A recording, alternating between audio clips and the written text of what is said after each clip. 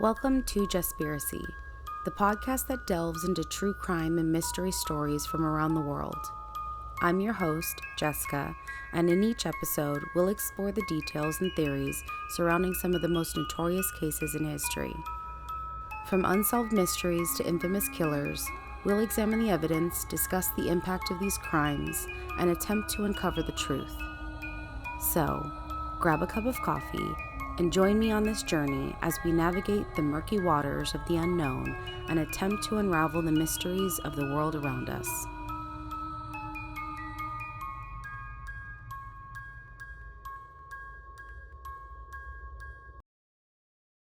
I wanted to start off with two disclaimers.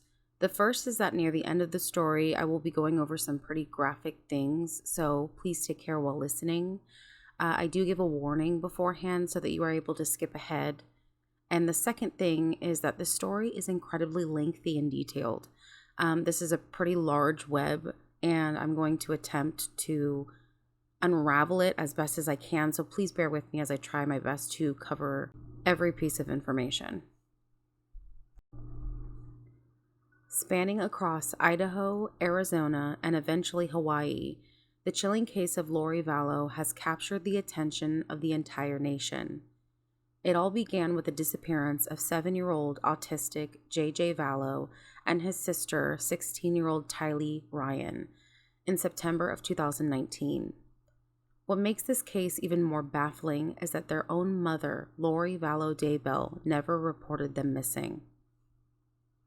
Months later, in January of 2020, a significant breakthrough occurred when Lori and her husband, Chad Daybell, were finally located in Hawaii, the authorities serving them with 2 search warrants, one for the Black Explorer that they had been driving around the island, and the other for their Kauai townhome where the couple had been residing.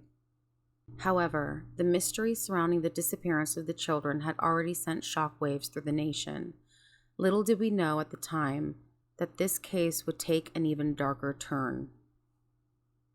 Lori Vallow Daybell was born as Lori Noreen Cox on June 26, 1973, in San Bernardino, California. Lori grew up in a family of 4 siblings, including 2 older brothers named Alex and Adam Cox, as well as a younger sister named Summer. They were all raised within the LDS Church, deeply committed to the teachings and scriptures of the Book of Mormon. Their shared devotion to their faith played a significant role in shaping their upbringing and values. At the age of 19 in 1992, she married her high school boyfriend Nelson Yanes, though their marriage was short-lived and ended in divorce shortly after. After the divorce from Nelson, at age 22, Lori married 23-year-old William LaGoya in 1995. During their time together, they had a son named Colby, but this marriage wouldn't last long either, as their marriage ended in divorce after approximately a year. In 2001, Lori entered into a marriage with her then third husband, Joseph Anthony Ryan Jr., who went on to legally adopt Colby. During their time together, they also welcomed their biological daughter, Tylee, into the world in 2002. Shortly after giving birth to Tylee, Lori ventured into the world of beauty pageants by participating in the Miss Texas competition. Additionally, during that period, she had even had the opportunity to be a guest on the popular game show Wheel of Fortune. As Lori's sister-in-law observed at the time, being in the spotlight and receiving recognition meant a great deal to her. It appeared to satisfy a fundamental aspect of her personality, revealing her longing for visibility and validation from others. Lori had also told her sister-in-law that God told her to be on the Wheel of Fortune. Now, during this time, Colby, who was Lori's son, was allegedly being physically and sexually abused by Lori's then husband, Joseph. Colby had later shared that he had carried a burden of guilt, believing that by disclosing the abuse to his mother, he had let her down and become the cause of dissolution of Lori and Joseph's marriage. And according to Colby, Lori had stated several times during this time that she wanted Joseph dead. She and Joseph would officially get a divorce in 2005, but in 2007, a couple of years later, Lori's brother Alex had actually attacked Joseph and took a stun gun to Joseph's genitals. On February 24, 2006, Lori embarked on her fourth marriage, this time with Charles Vallow in Las Vegas, Nevada. Lori's mother says that Charles and Lori seemed like a match made in heaven and that they were perfect for each other. Charles, who had been a lifelong Catholic, converted to the Church of Jesus Christ of Latter-day Saints to align with his new wife's faith. And according to Colby, he recognized that his mother did love Charles, but that he also believed that the financial stability played a significant role in her decision to marry him. And Charles also had 2 sons from a previous marriage. Charles had a sister named Kay, and Kay's son had a baby that he was unable to care for. Given that Kay and Larry were getting older, they had actually asked Lori and Charles to take in this baby and raise as their own.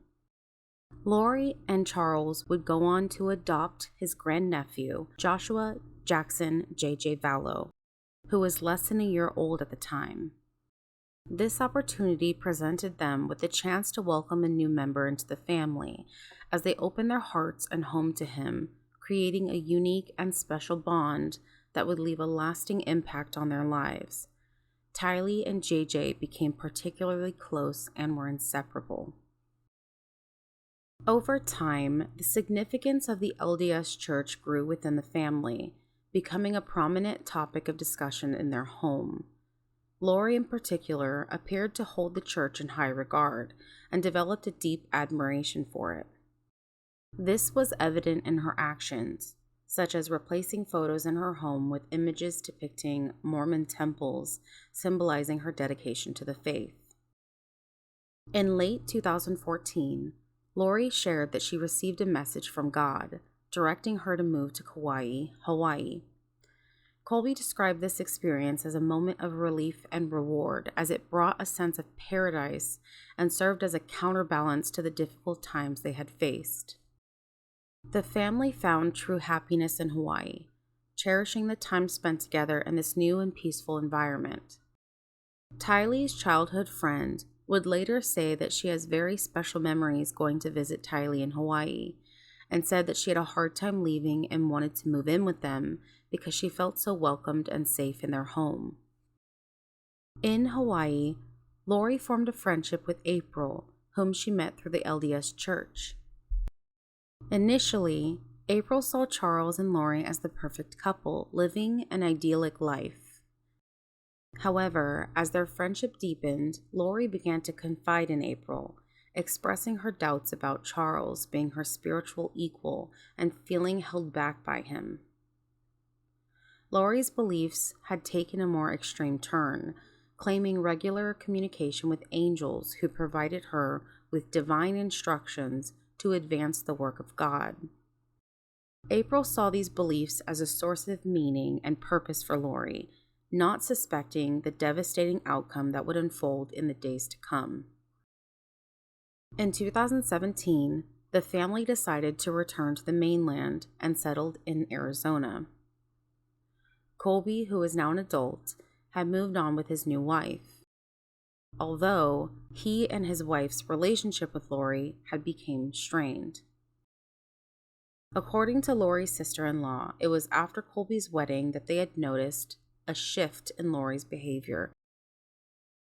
Lori underwent a profound transformation at this time, shifting towards a somber and fearful state of mind, fixated on the impending end times.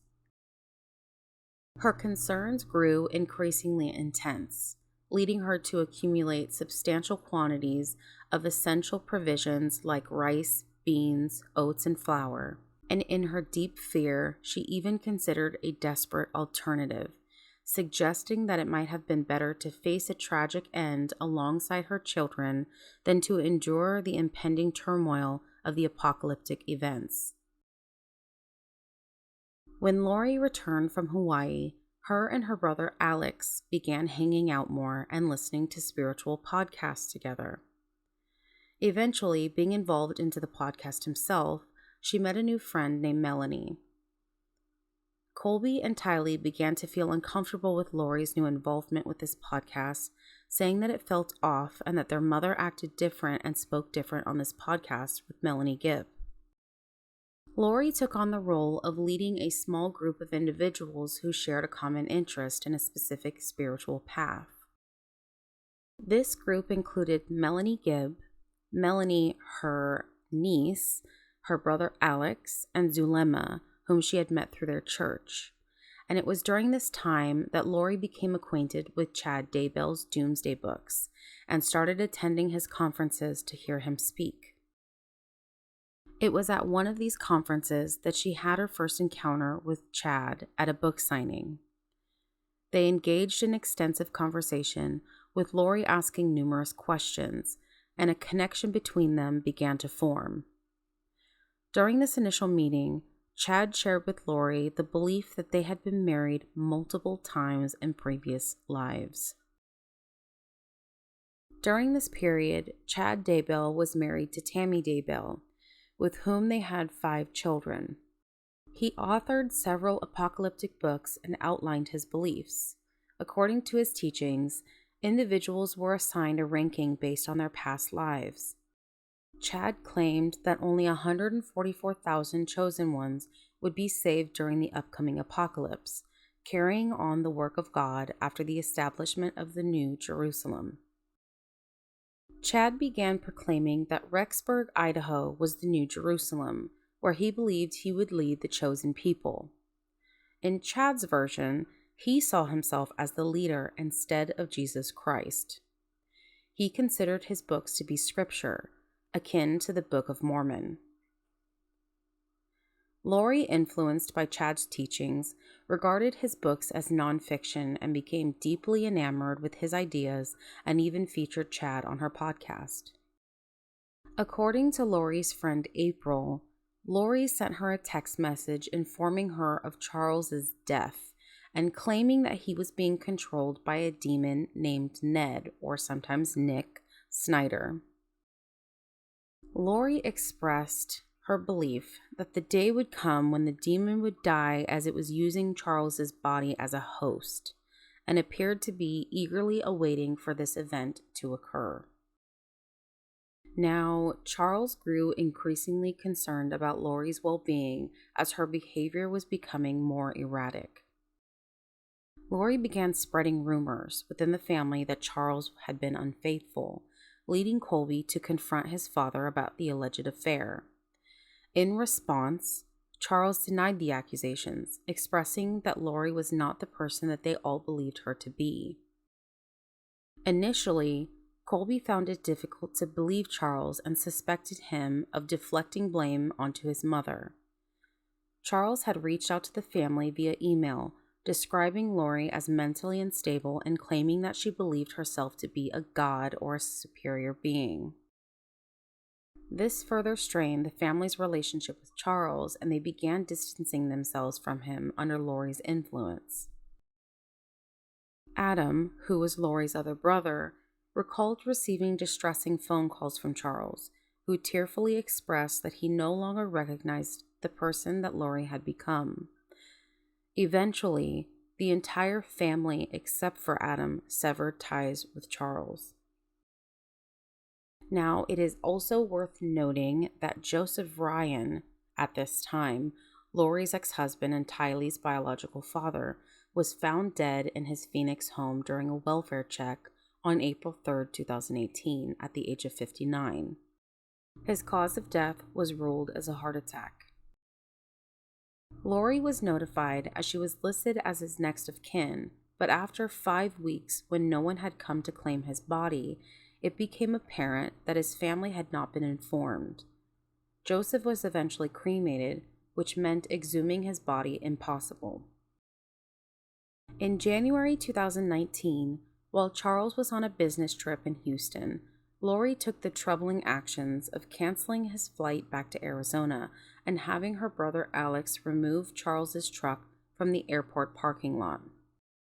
Alex then proceeded to enter the house and remove all of Charles's personal belongings. Charles, feeling upset and frustrated, reached out to Lori's mother, expressing his need to have his truck and clothes returned. Upon Charles's eventual return that night, he discovered that he was unable to get in touch with his children, Tylee and JJ. Worried about their well-being, he contacted the police for assistance. During the encounter with the responding officer, Charles explained that Lori had seemingly lost touch with reality, believing herself to be a resurrected being and a god.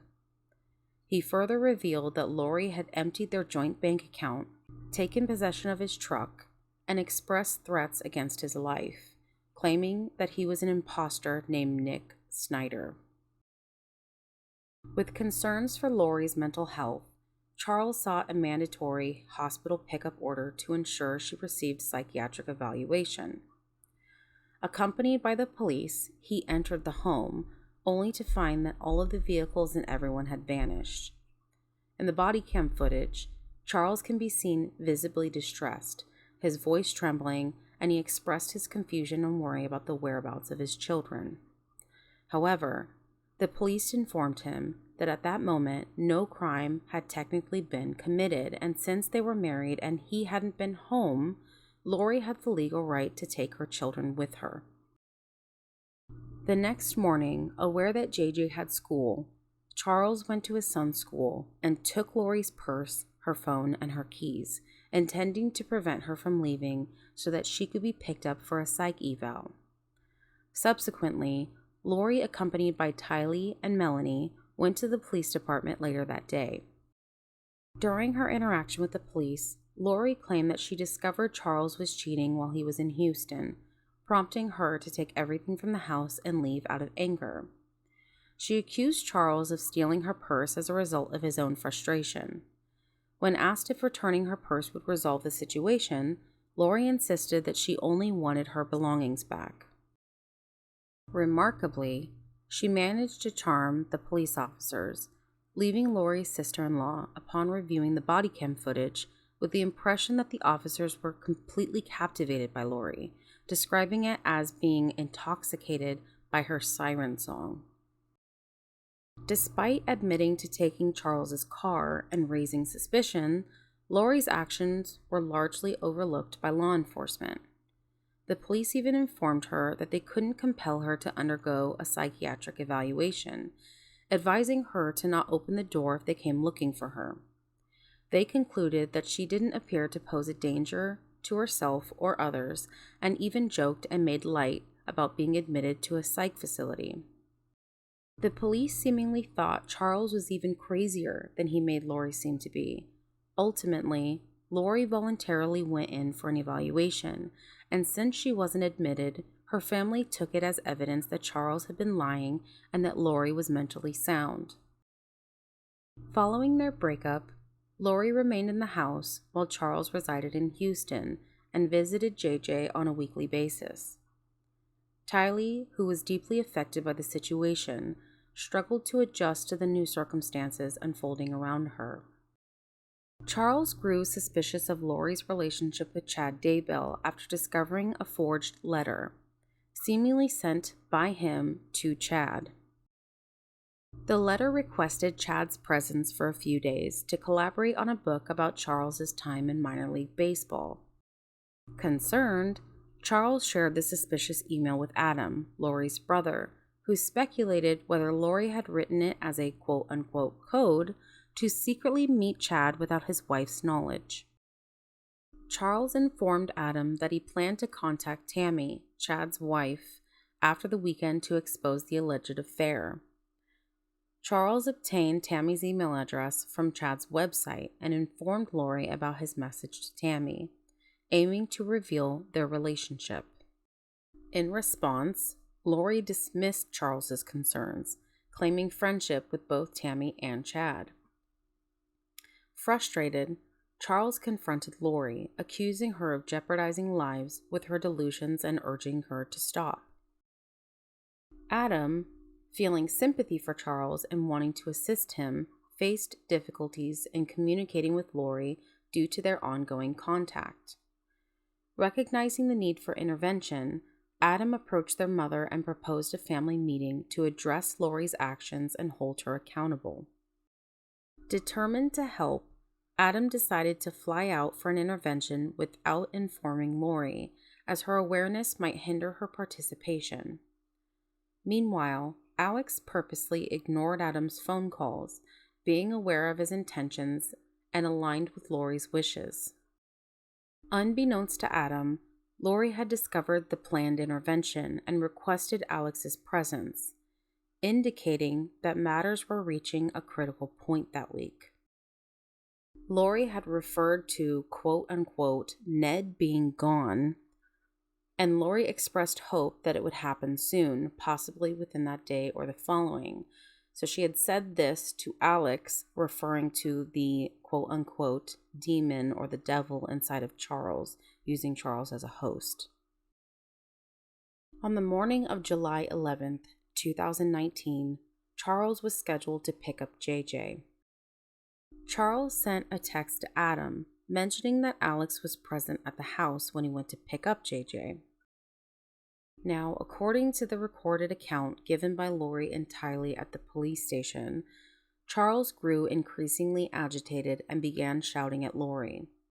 Concerned for her mother's safety, Tylee retrieved a bat from her room and confronted Charles to protect her. Charles then allegedly takes the bat from Tylee. Lori then instructed Tylee to wait in the car with JJ while she joined them shortly after. Suddenly, a gunshot echoed from inside the house, and Alex claimed that he shot Charles in self-defense, alleging that Charles had struck him with the bat previously held by Tylee. After the incident, Lori takes off, while Alex called the police for an ambulance, informing the dispatcher about shooting his brother-in-law in self-defense.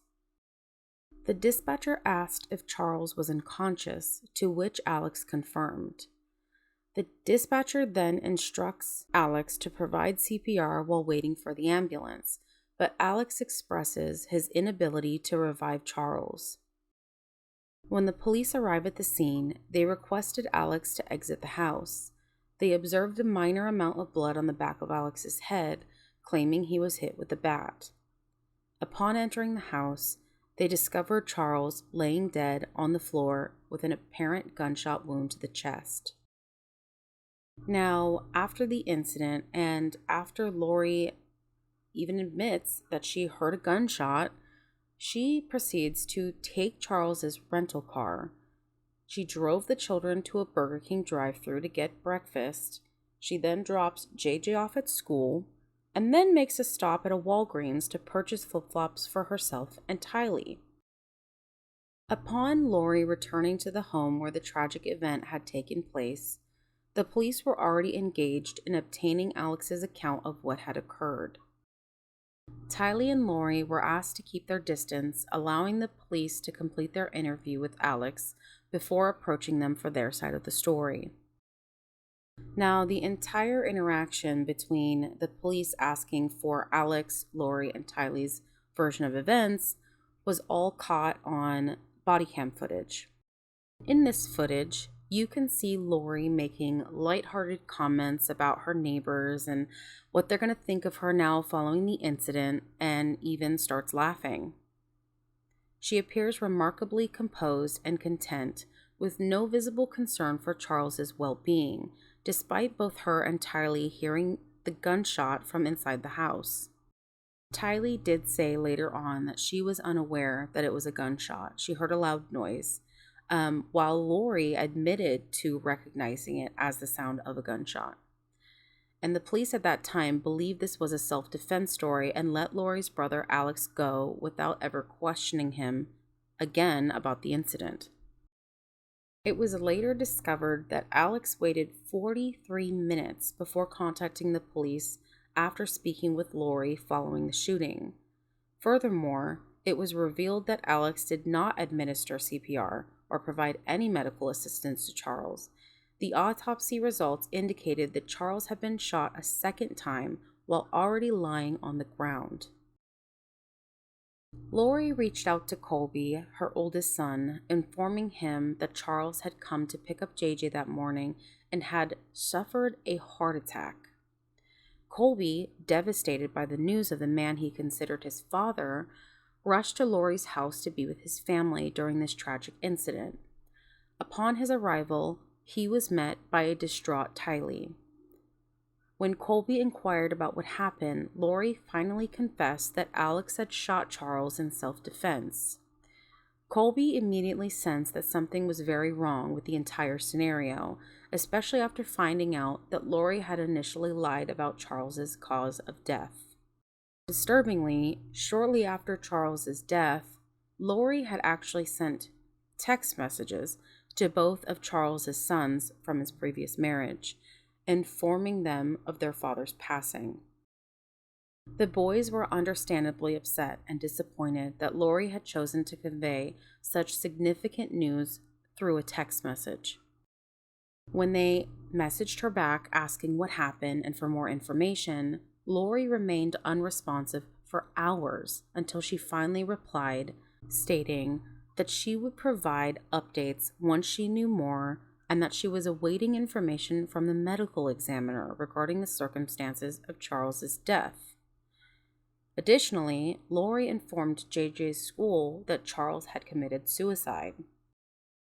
4 days after Charles's passing, Lori contacted Charles's life insurance company to file a claim, only to discover that she was no longer listed as the beneficiary of his $1 million policy. She went on to share this information with Chad, attributing the change to the supposed influence of the demon Ned Snyder. Lori reassured Chad that despite the setback, she would still receive $4,000 per month from Charles's Social Security benefits. According to Colby, Lori's mental state deteriorated further following Charles's death. She became increasingly paranoid, believing that she had enemies and that people were out to harm her. Lori informed Colby that she had obtained a new job and that she, along with the children, would be moving. Tylee's grandmother expressed the difficulty of saying goodbye to Tylee during the packing process for the move, as Tylee was deeply upset about the impending relocation. Colby mentioned that Tylee did not disclose the destination to him, and he was unsure if Tylee herself fully understood the situation. However, it seemed as though Tylee was somehow embracing the notion that something was amiss and recognized the necessity of the move. On August 9th, 2019, JJ's beloved service dog Bailey is put up for sale. The dog was later returned to the kennel from which the dog was purchased. Bailey was eventually rehomed and given to another little boy with autism, allegedly, and also, before the move was the last time JJ's medication was filled and was never filled after the move. After a period of time and being out of touch with Tylee, Colby reached out to her via text on her birthday, on September 24th. In response, he received a text message that didn't seem like it was written by his sister, as it was in all lowercase letters and seemed uncharacteristic of her style. They exchanged a few more texts, but Tylee appeared distant and brief, giving Colby the sense that something was wrong. Concerned for Tylee's well-being, Colby decided to call Lori to inquire about Tylee, explaining that she didn't sound like herself. Lori attempted to reassure him, attributing Tylee's behavior to adjusting to a new school and making new friends, citing her busy schedule and promising that she would call him when she had the chance. However, Colby's worry only grew, and he responded to Tylee's text expressing that the messages didn't seem like her and that her texting style was unusual. After that point, he received no further responses, and Lori had turned off Tylee's phone. And it should also be noted that on the same day Colby texted Tylee on her birthday, Lori had unenrolled JJ from school. As concerns for the well-being of the children intensified, Colby and his wife Kelsey grew increasingly worried. Kelsey took it upon herself to conduct some independent investigation and stumbled upon Lori's podcast. It was during this time that they began piecing together the puzzle, particularly with the realization that Charles had previously reached out to the family, expressing concerns about Lori's deteriorating mental state. They decided to open the emails that Charles had sent months earlier, which they had previously overlooked.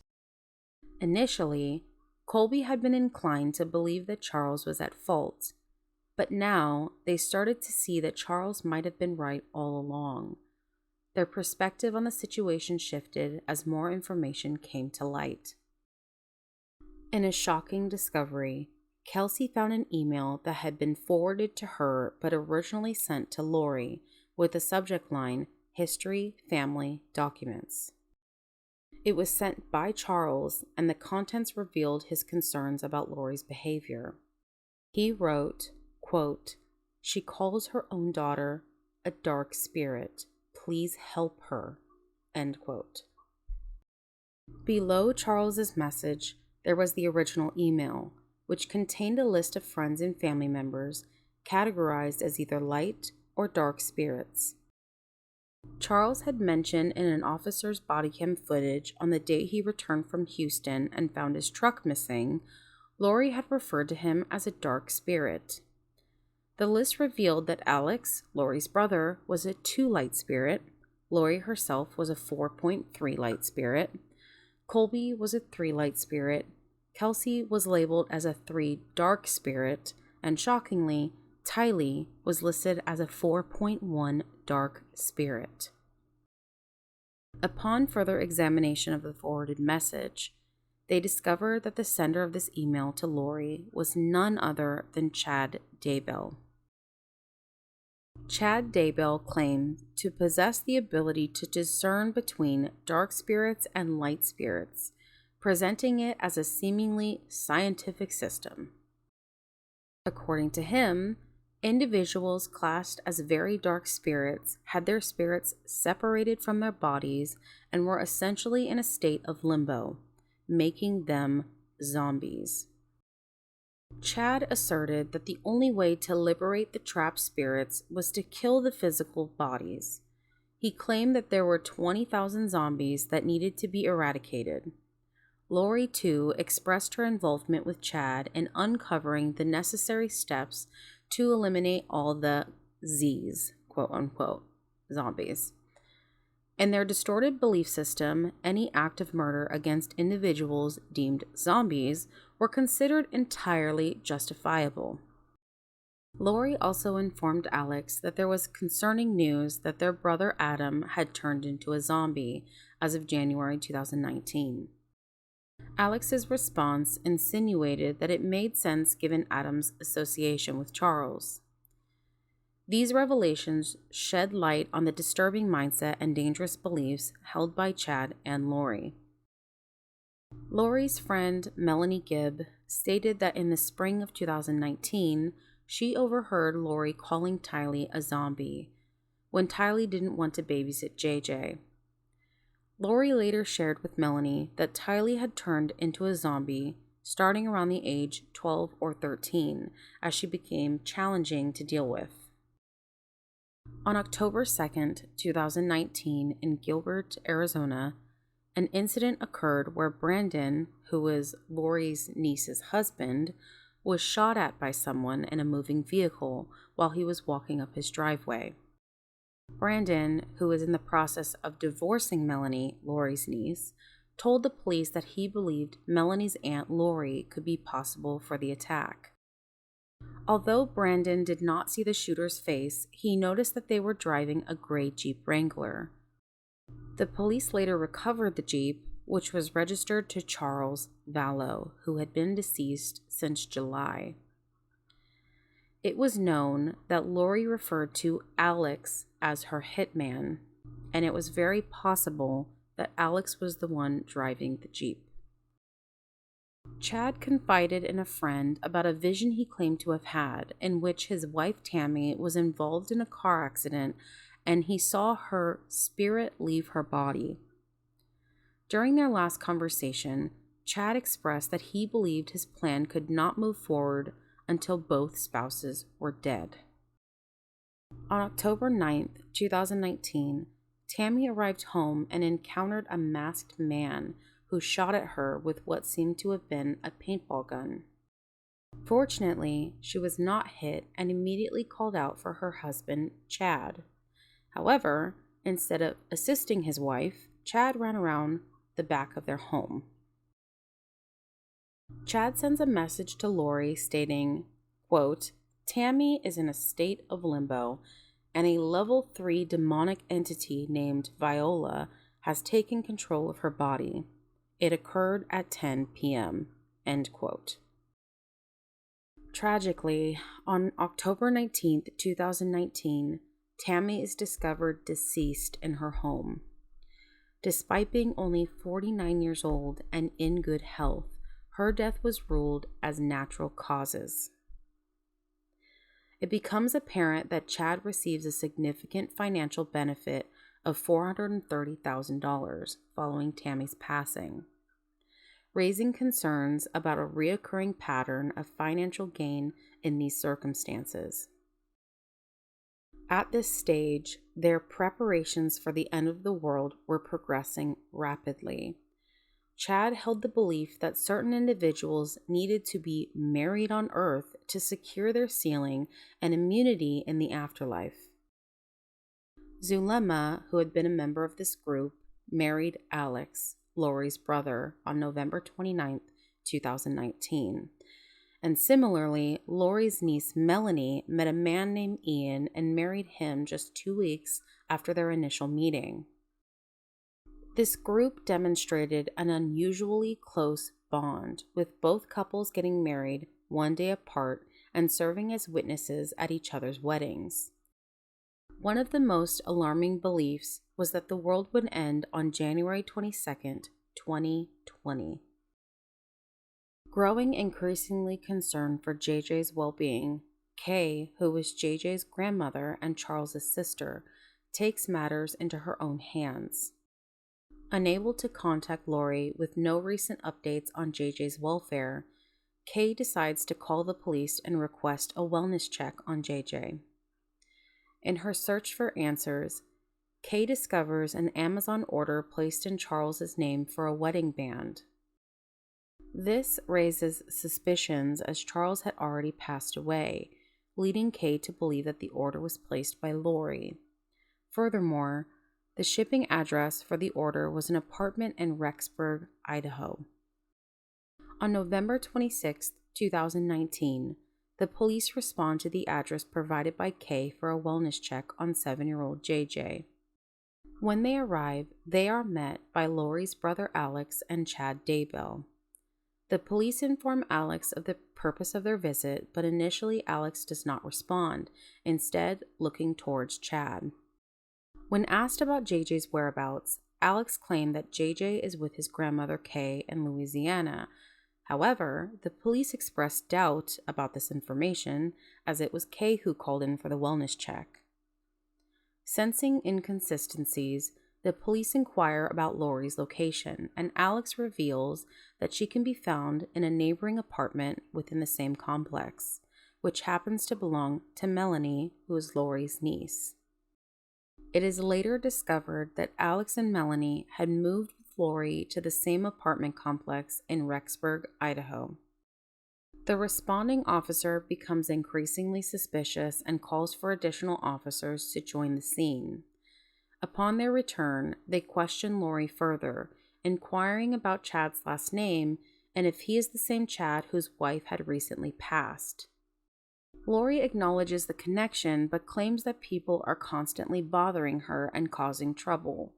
When asked about JJ's whereabouts, she tells the officers that he is with her friend Melanie in Arizona.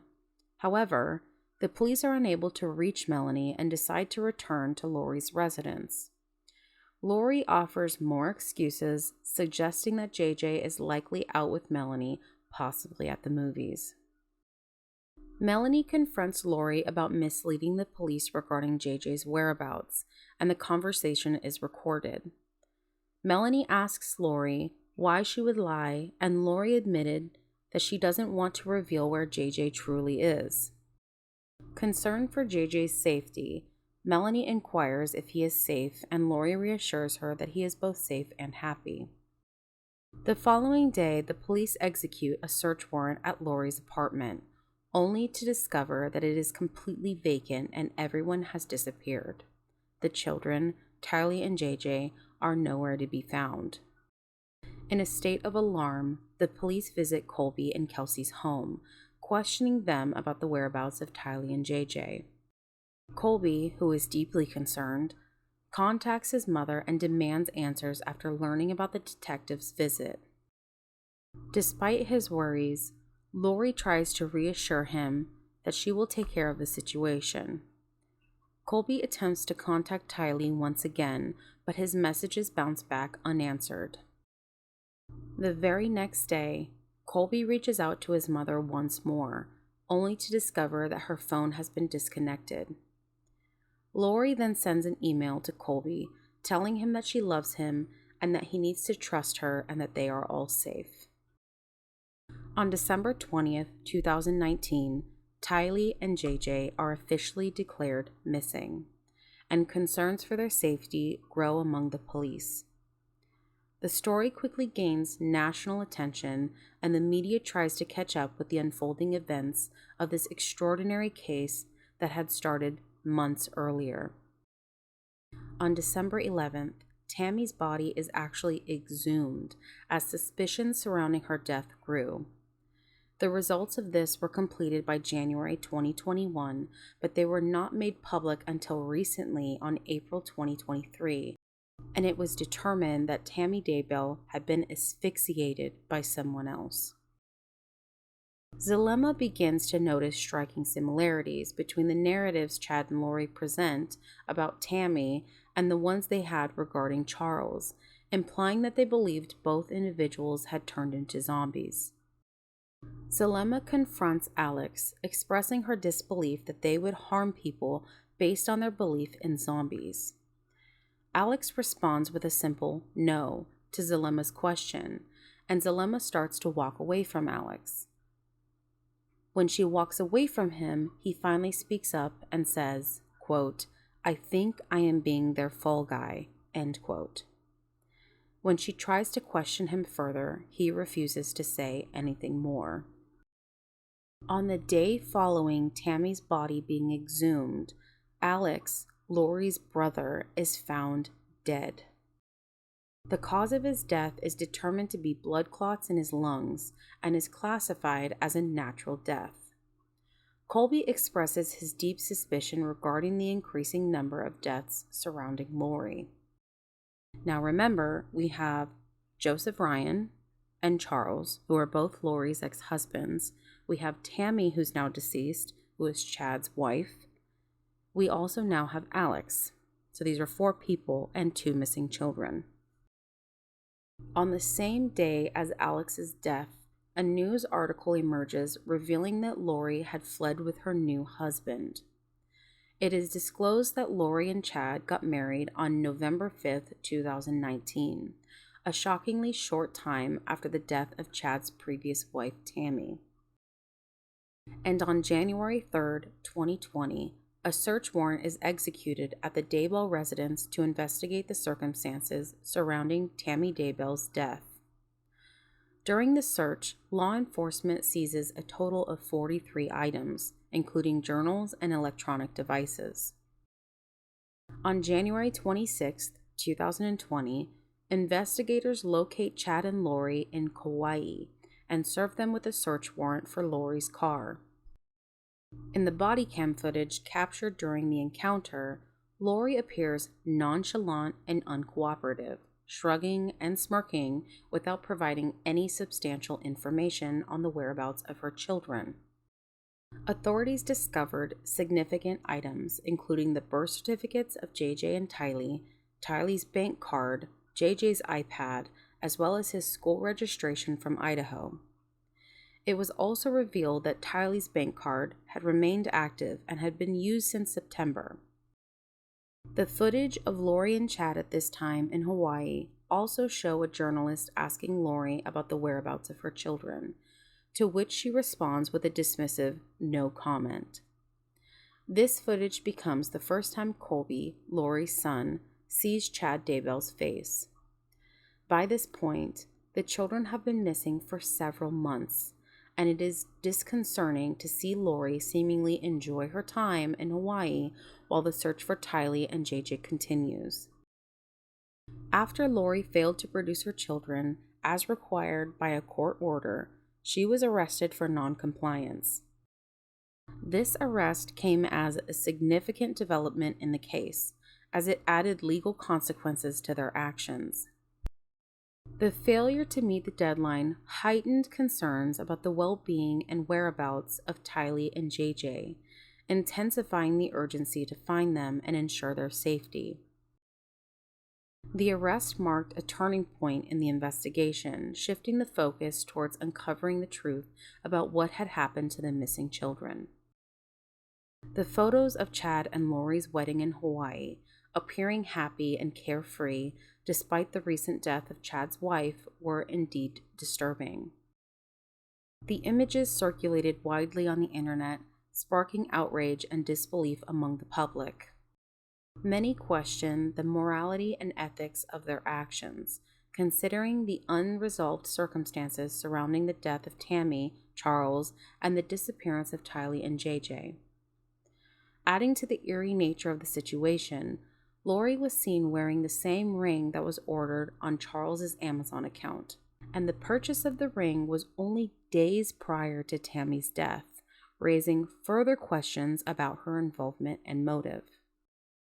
During Lori's bond hearing, she is seen smiling at Kay, Larry, and Brandon. The prosecution pointed out a disturbing and consistent pattern in Lori's life. They highlighted the ongoing investigations into the 3 deaths that had direct connections to her. The prosecution expressed their deep frustration over the continued absence of the children and emphasized that Lori had adamantly refused to cooperate in any efforts to locate them, even before charges were officially filed. That evening, Colby made a phone call to his mother at the jail. Lori maintained that the children were safe and reiterated that she would never harm them. However, Lori's mother held a different belief. She did not believe that the children were missing and was convinced that Lori knew their whereabouts. In May 2020, Lori's mother and sister Summer appeared on a television interview to express their perspective. They adamantly stated that they did not believe any harm had come to the children and praised Lori as an exceptional mother who would never do anything to hurt them. Despite their assertions, many viewers perceived their stance as being in denial of the grim reality. Eventually, sadly, Lori's mother admitted that everyone was right and they were wrong, retracting their initial statement that was defending Lori's innocence. Investigators gained access to Lori's iCloud account and discovered a significant photograph taken on September 8, 2019, at Yellowstone National Park. The photo depicted JJ, Tylee, and Alex together. This image became crucial as it was the last known photo of Tylee. With Alex now deceased, an important piece of the puzzle was missing. However, the police had access to Alex's cell phone, which provided valuable information. By analyzing the GPS data from his phone, investigators were able to trace his movements to Chad Daybell's property in September when JJ and Tylee went missing. Specifically, on September 9th, the phone's location placed Alex in the backyard of the Daybell residence for a duration of 2.5 hours. Additionally, the FBI obtained Tammy's phone and discovered that 14 minutes after Alex left the Daybell residence, Chad had sent a text message to Tammy. In this text, Chad described his eventful morning of burning branches in the fire pit and spotting a large raccoon near the fence.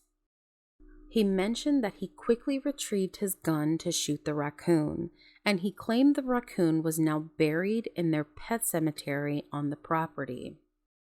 On June 9th, 2020, law enforcement returned to the Daybell residence this time to conduct a search of the backyard. During the search, Chad contacted Lori, who was in jail, and informed her about the ongoing search, stating that they would see what unfolds. Both Chad and Lori appeared noticeably uneasy during this conversation. Chad closely monitored the search until, suddenly, his car sped off down the road. Within moments, police vehicles with lights and sirens engaged in a pursuit. After catching up with Chad, he was arrested following the discovery of 2 sets of human remains on his property, later confirmed to be that of JJ and his sister, Tylee. During Chad's court hearing, Melanie's boyfriend Dave testified about a conversation he had with Lori on September 22nd.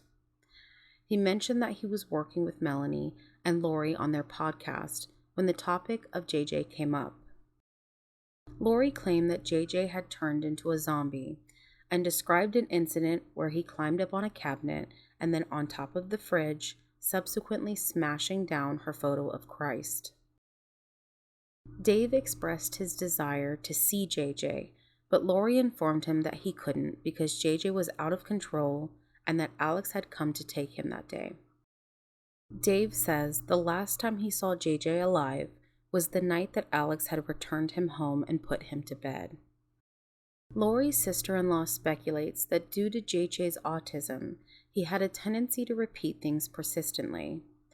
On the day mentioned by Dave, she suspects that JJ might have overheard or witnessed something that could have made him a potential liability.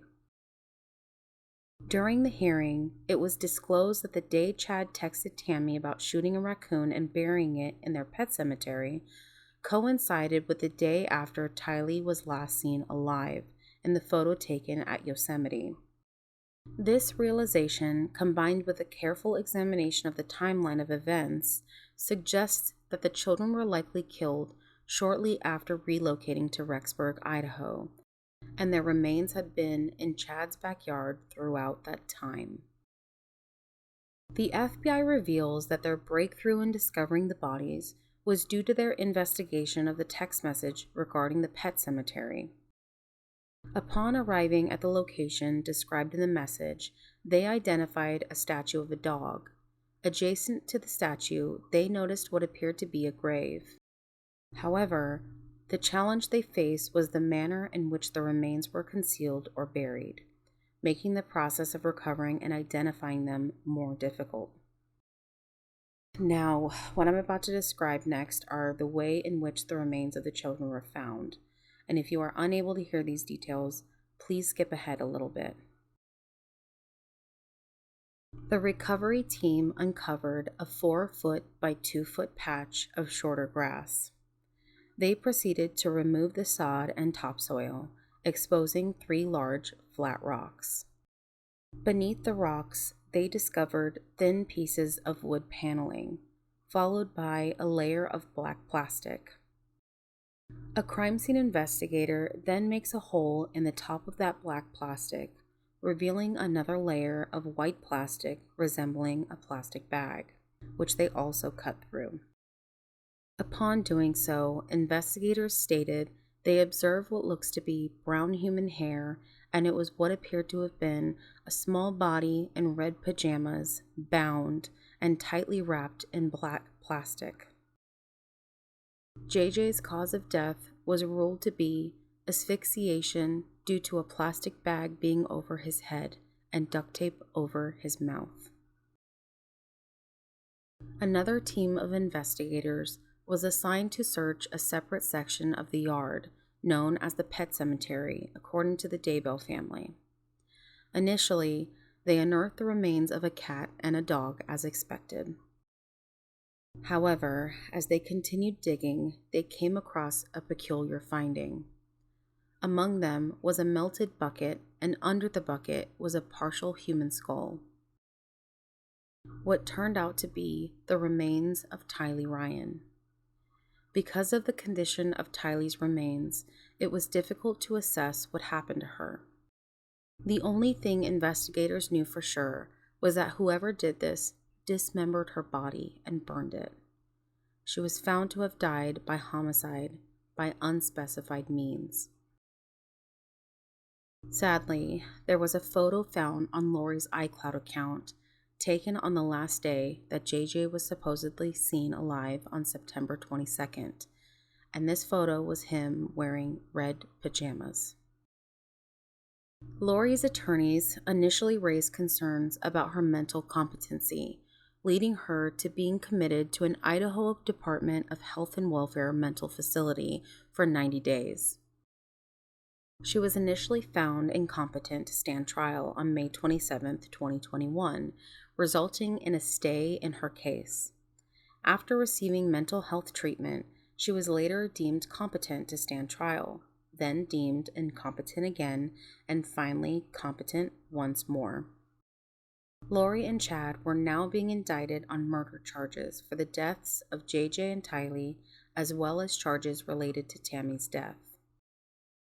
On May 12, 2023, Lori Vallow Daybell was found guilty of all criminal charges, marking a significant milestone in the pursuit of justice for JJ, Tylee, and Tammy. Her sentencing hearing has not yet been set, and Chad's trial beginning in 2023. As we reflect on the lives lost and the impact felt by those left behind, we are reminded of the importance of vigilance, compassion, and unwavering dedication to protect and safeguard the most vulnerable among us. The memory of JJ and Tylee will forever serve as a reminder to cherish and protect the innocent.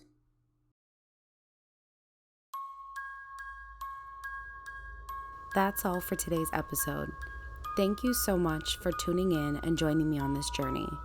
If you enjoyed this episode, please don't forget to subscribe to the podcast and leave a review. Your support helps more than you know.